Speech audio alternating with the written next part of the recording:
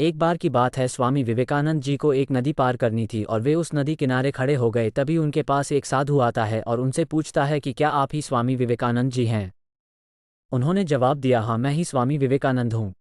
तो उस साधु ने उनसे पूछा कि आप इस नदी किनारे क्या कर रहे हो। तो स्वामी विवेकानंद जी ने जवाब दिया, मुझे इस नदी को पार करना है और मैं एक नाव का इंतजार कर रहा हूं। तो साधु ने उनसे कहा कि आप इतने बड़े इंसान हो और बहुत सारे लोग आपको अपनी प्रेरणा का स्रोत मानते हैं, लेकिन आप इस एक मामूली सी नदी को पार नहीं कर सकते। तो चलो मैं आपको इस नदी को पार करके दिखाता हूं।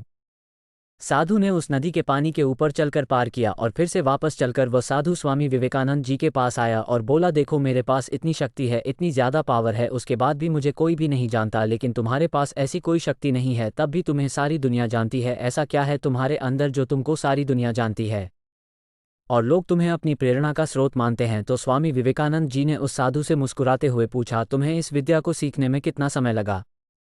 तो साधु ने की जवाब दिया, 15 साल। इतने में ही स्वामी जी की नाव आ गई और स्वामी विवेकानंद जी ने उसे अपने साथ नाव में बैठाया और नदी पार की। और पार करने के बाद स्वामी जी ने अपने जेब से 1 रुपया निकाला और उसने वाले को दे दिया।